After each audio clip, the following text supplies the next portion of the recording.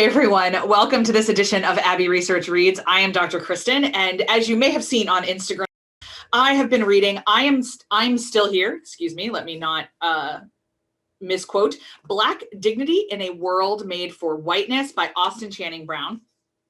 Now, I first got to hear Austin speak in person at the Why Christian event at Duke University in 2018. And Austin is absolutely a public theologian, but what is more important for pressing for our conversation here today is that she is unbelievably and generously fierce with her feelings and the facts behind her feelings. This book is tiny, you can see. I think I've read it 4 times now, and I'm really glad. This is my first time post the murder of George Floyd or Breonna Taylor's murder that I read this, and I'm glad I've read it with 2021 eyes, that I've marinated on it. For my money, this is worth it for everything. So please don't not buy this book. But there are 2 chapters in particular that they are worth the price of admission, as it were. One is called Nice White People, and one is called The Story We Tell. Now, why I want to bring up nice white people in particular is that in the last 8 months, I think this is one of the questions that I, as a hopefully nice white person, but not in that way, have answered for fellow white people. I've talked a lot about how you can have, there's a difference between being a white supremacist and being somebody who was raised with white privilege and being unintentionally racist in some ways. Now, that is not an excuse to stay unintentionally racist, but it is an explanation, and there are gradations along this way. And that being nice doesn't mean you're not also racist or sexist or homophobic or any of the other things. Being a nice person doesn't preclude you from being wrong about things. In particular, there are a lot of books out there right now being written by white folks about Black experiences in America in particular. Of course, we have to remember that racial conversations, while there are parallels in every country, have nuances in the United States that they don't have in many other places. So we need to hold that tension in mind.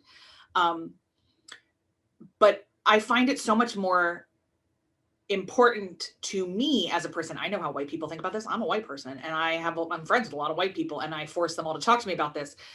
I am always grateful when people of color, and particularly writers with such power as Austin Channing Brown's have, explain to us what it feels like with different skin, essentially. I want to read you a passage. This is from page 101 of this edition of the book. When you believe niceness disproves the presence of racism, it's easy to start believing bigotry is rare, and that the label racist should be applied only to mean-spirited, intentional acts of discrimination. The problem with this framework, besides being a gross misunderstanding of how racism operates in systems and structured enabled by nice white people, is that it obligates me to be nice in return rather than truthful. I'm expected to come closer to the racists, be nicer to them, coddle them. Even more, if most white people are good, innocent, lovely folks who are just angry or scared or ignorant, it naturally follows that whatever racial tension arises, I must be the problem. I'm not kind enough, patient enough, warm enough. I don't have understanding for the white heart, white feelings, white needs. It does not matter that I don't always feel like teaching white people through my pain.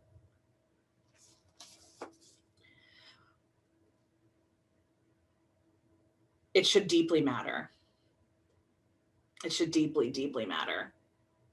And that there have been so many circumstances, not only in Austin's life that she talks about in this book and on social media so graciously, but a whole lot of other people of color have talked about. I don't understand why niceness is a value and not kindness, because kindness still demands justice. Kindness still demands equity. Kindness is not polite. Kindness is not necessarily polite. I mean, kindness isn't the bless your heart talk of Southern America. Kindness demands dignity and demands respect of people and demands treating other people as human beings. I don't think I'm particularly nice. I hope at times I am polite. I do try to at all times strive to be kind. Back to this.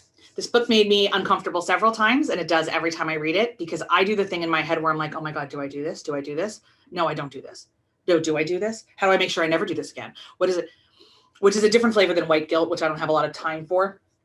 But every time I read this book and many others that I'm going to review on this channel and that we've talked about before, especially things like Eloquent Rage by Brittany Cooper, and Morgan Jenkins's work, and Jessamine Ward's work, and Roxane Gay's work, really, really, really strong, or any of Brittany Packnett Cunningham's tweets, to be completely honest. If I'm not uncomfortable on some level, I worry that I'll think I've arrived and I'm not still having to unpack my whiteness, which is a constant thing.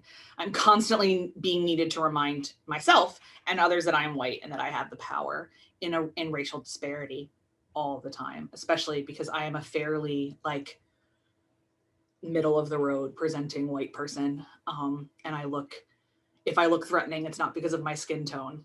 So anyway, this is a little bit disjumbled. That's not a word. This review may be a little disjointed, rather than some other ones. I usually try to write out my thoughts in my notes ahead of time so I can give you guys a little bit more of a cohesive thing. But I wanted to be raw with this one. I wanted to say, please buy this immediately. The book, the links are below. Please engage with this. This is both a quick and deep read, and one you may return to several times. Some of you may have already read it because Reese Witherspoon picked it for her book club over the summer, which I was thrilled about because I knew that it's amazing. There's a lot of things in here that she pokes at, and she does it quickly, succinctly, and without any apology. And Jen Hatmaker, who's one of my favorite public theologians, says that it is devastating, beautiful, and haunting, and it leaves no room for a tepid reaction. Well, Jen, that's my review as well. Not that she'll ever see this, but Austin, thank you for writing this, and thank you for the work that you do. Please, I beseech you, everybody, buy this book immediately, and then come and tell me what you think about it in the comments. Please do the YouTube-y things. As always, subscribe, comment, share, what have you, like the video. It really does help us. But also, if you've read other great books, specifically on the Black-white binary and the work and the conversation around this construct of that nice white people can't be racist, I'd love to know your resources in case there's something I haven't come across yet that I should be engaging with. So that's all for now in this edition of Abbey Research Reads. I'll see you next time. Bye.